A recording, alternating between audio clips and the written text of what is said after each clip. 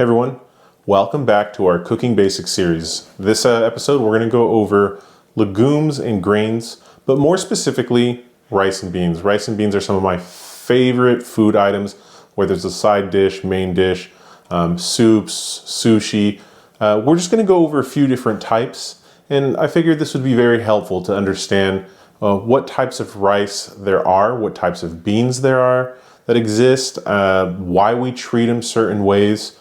This is just a very helpful primer to when we get into some future cooking. So I want to jump into the types of rice. And I have a little list here that I've put together that isn't the end-all be-all to rice. There's definitely different varieties of rice. But I've chosen a handful here that are probably the most common that you'll find in your local grocery store. So the first is a short grain rice. A type of short grain rice can be something like a sushi rice.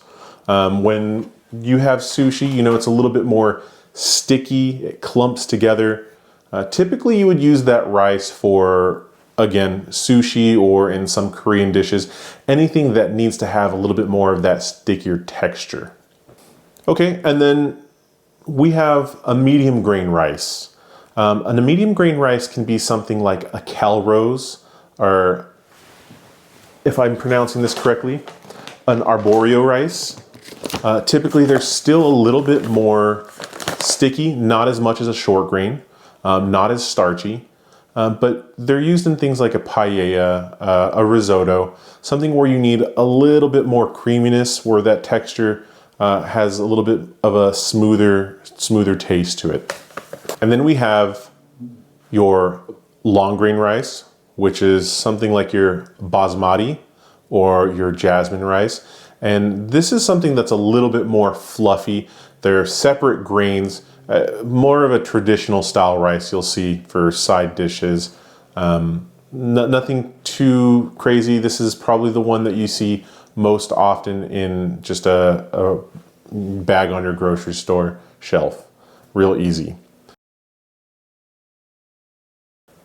All right, so now that you know that there's different types of rice, different styles or varietals,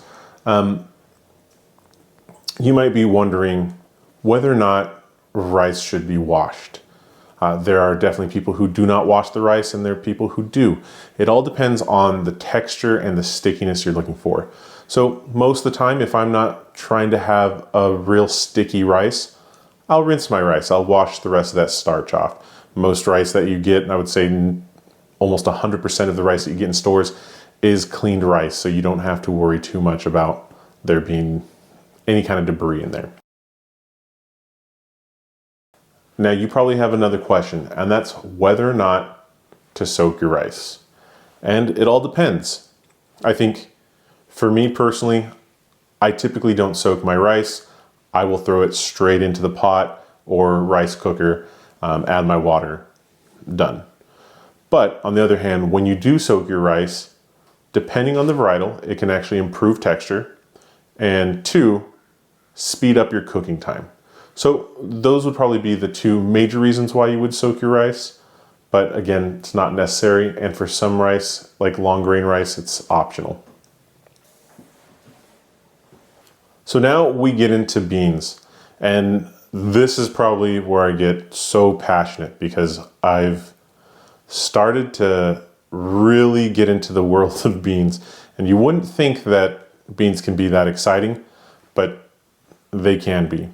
Now, I'm going to start with something that's probably in most people's pantry, and that's going to be your pinto bean. And your pinto bean really is your workhorse bean. This is typically what you'll find in most burritos. It's great for refrying. You can use it in soups. Altogether, it's just a wonderful workhorse bean. And then typically another bean that I like is a black bean. Black beans are really great. Oh, this one's got a hole in it. Black beans are really great, again, for soups. They got a much more earthier, rich flavor. Again, you can use those in many different dishes, salads. You can have those mixed in with rice.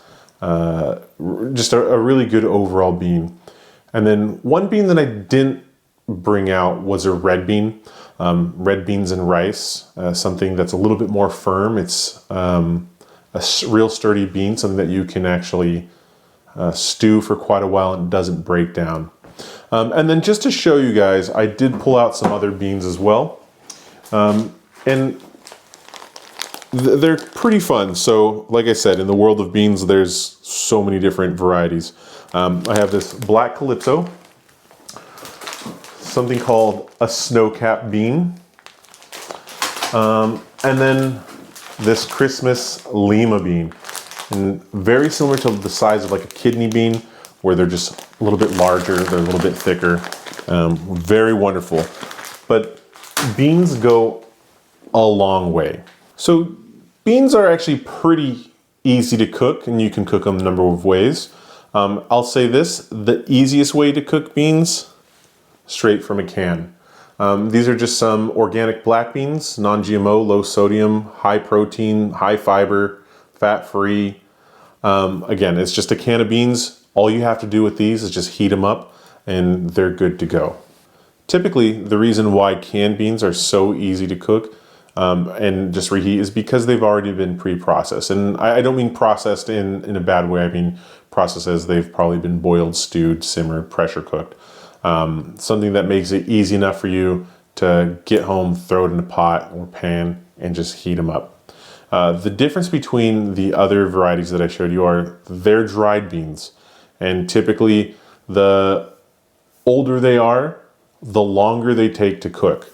So two different methods that I like to use when cooking beans. And they typically will cook pretty quick as long as they're 2 years young, I'll say. They cook fairly quick. First one being on the stove top in a pot. Add water, add your beans, and you're gonna simmer those for a handful of hours. Now it will typically take longer. The older the bean, the drier the bean, the longer it's been sitting on the shelf. And then the second way that's very easy and really nice is crock pot beans. And I'll typically do that on a low setting and I'll let those go overnight. Now I do add certain seasonings or vegetables to it to kind of spruce up that flavor a bit, but you can just cook beans all on their own and they release such a good flavor in broth. Again, with the different varieties of beans, you'll have different textures and different tastes to it. The other thing, when talking about beans, just like rice, you can pre-soak those, and pre-soaking is actually going to help it to cook quicker. And that's a really good way to start your process of cooking beans, is maybe soaking them the night before. Sometimes maybe just a couple hours ahead of time, that really does help, especially if you're not ready to start cooking beans or that process. I mean, you can soak them for 24 hours, it's gonna be fine. So now you've kind of gotten some of the basics around rice and beans, whether you should soak, you shouldn't, the types of varieties, what you use certain types for. And this is going to help us in some of the next episodes when we start cooking some dishes that involve a little bit more knowledge around what we're using. So if this has been a good little primer for you, I think you're going to enjoy what we have coming up next. Again, thank you for sticking around and I hope to see you guys in the next video. Catch you later.